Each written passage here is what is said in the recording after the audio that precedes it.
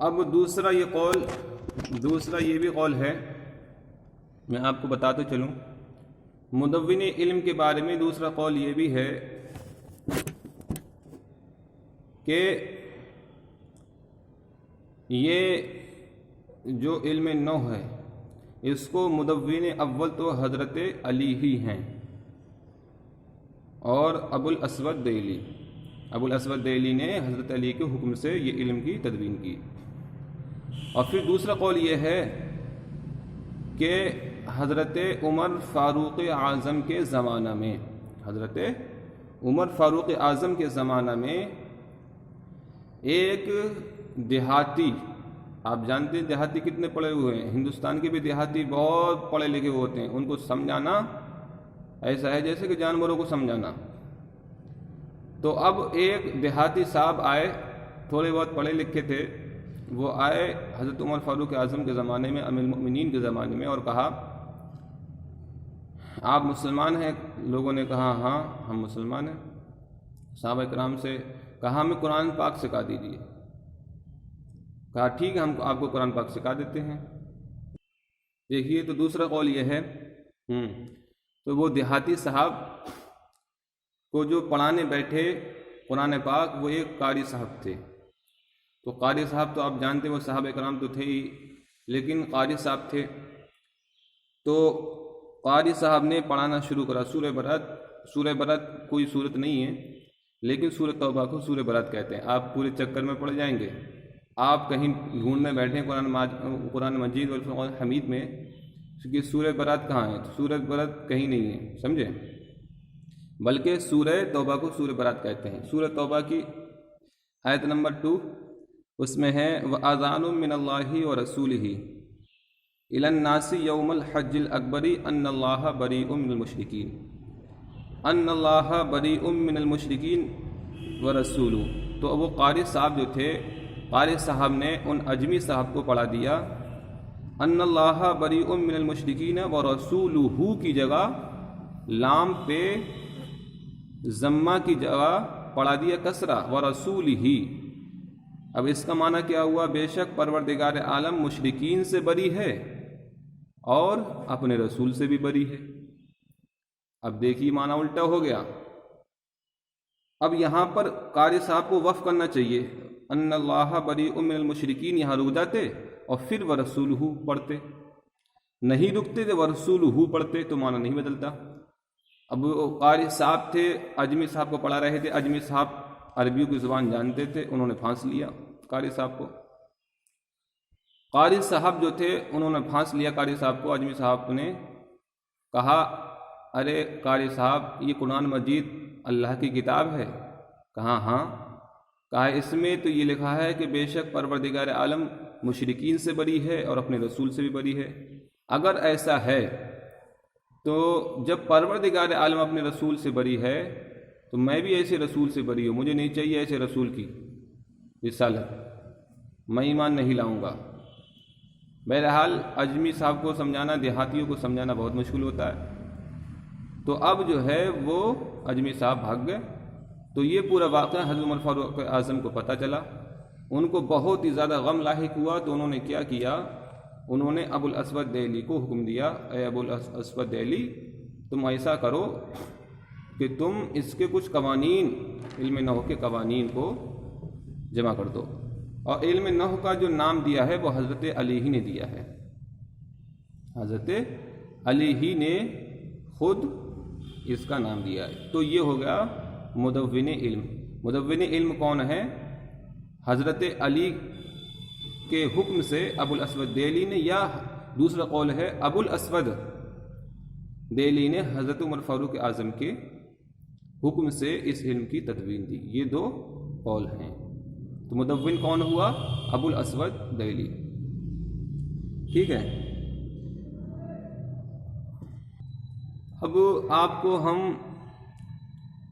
جو پانچویں چیز ہے، ہر علم کے بارے میں یہ بھی معلوم ہونا چاہیے کہ اس علم کی تاریخ کیا ہے۔ تو دیکھیے تاریخ علم بھی جاننا ضروری ہے۔ تو علم نحو کی تاریخ کیا ہے؟ علم نحو کے دور اول جو ہے وہ حضرت زمانہ رسالت آپ سمجھ لیجئے، یعنی عمر فاروق اعظم امیر المؤمنین عمر فاروق اعظم رضی اللہ تعالیٰ عنہ اور حضرت علی رضی اللہ تعالیٰ عنہ کے زمانے میں یہ علم نو پھلا اور پھولا، اس نے جنم لیا۔ یہ دور اول ہو گیا۔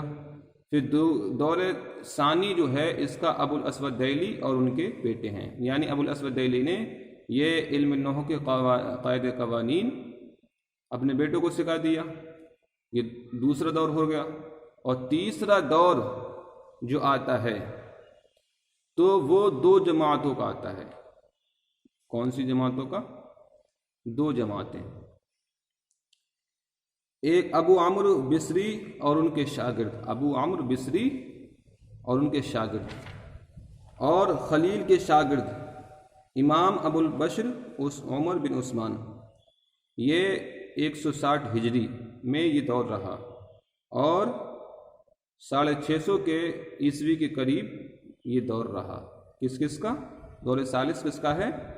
ابو عمرو بصری، یاد رکھنا، ابو عمرو بصری اور ان کے شاگرد، اور خلیل احمد، ان کا خلیل صاحب کا بھی نام آئے گا، اور ان کے شاگرد سیبوے۔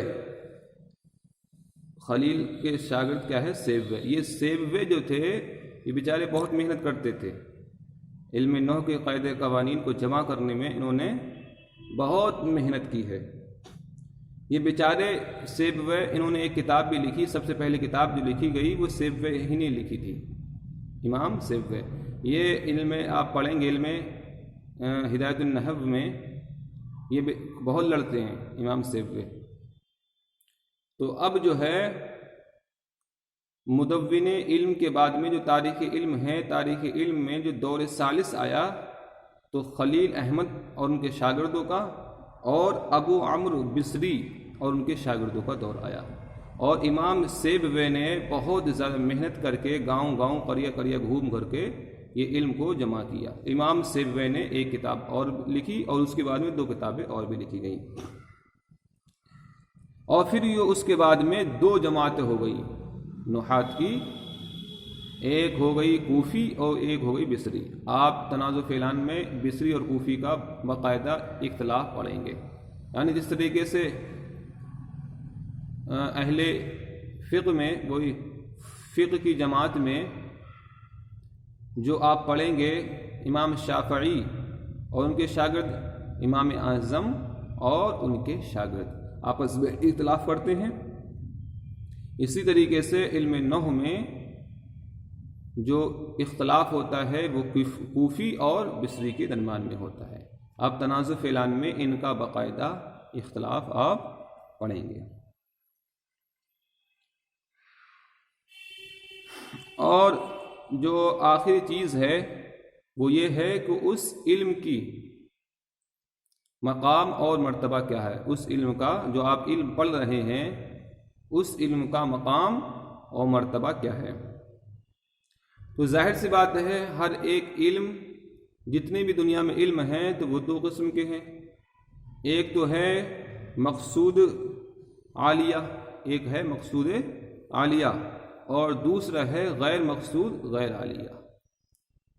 جتنے بھی علوم ہیں علم نقلی میں وہ 2 قسم کے ہیں، ایک تو مقصود عالیہ اور دوسرا ہے غیر مقصود غیر عالیہ۔ تو مقصود عالیہ کون سے علوم کو کہا جاتا ہے، اور غیر مقصود غیر عالیہ کون سے علوم کو کہا جاتا ہے، وہ ہم آپ کو بتاتے ہیں۔ مقصود عالیہ ان علوم کو کہا جاتا ہے جو علوم علم شریعت میں جو علوم کیا ہے معتبر ہیں، سب سے پہلے تفسیر ہے، احادیث ہے، علم فقہ ہیں، یہ مقصود عالیہ ہیں۔ اور غیر مقصود عالیہ جو خود تو مقصود نہیں لیکن جو مقصود عالیہ ہیں ان کو سیکھنے کے لیے وہ آلہ بن جاتے ہیں۔ وہ کیا بن جاتے ہیں؟ وہ آلے کا ہتھیار کا کام کرتے ہیں۔ اس طریقے سے قرآن ہے، حدیث ہے، فقہ ہے، آپ جب ان کی کتابوں کو پڑھیں گے تو اب کوئی انسان جاہل انسان ہے اردو پڑھنے والا، وہ یہ سمجھے کہ میں علم تفسیر کو قرآن کو سمجھ لوں، حدیث کو سمجھ لوں، اور اس میں علم نحو نہیں پڑھا ہے، علم صرف نہیں پڑھا ہے، تو وہ کیا سمجھے گا؟ الٹا سمجھ لے گا، الٹا۔ جاہل کیا سمجھتے ہیں؟ قرآن پاک میں جو اس کو سمجھنا چاہتے ہیں تو الٹا سمجھ لیتے ہیں ترجمہ۔ ارے کہیں کچھ ہے، سمجھ کچھ لیا تو معنی الٹا ہو جائے گا۔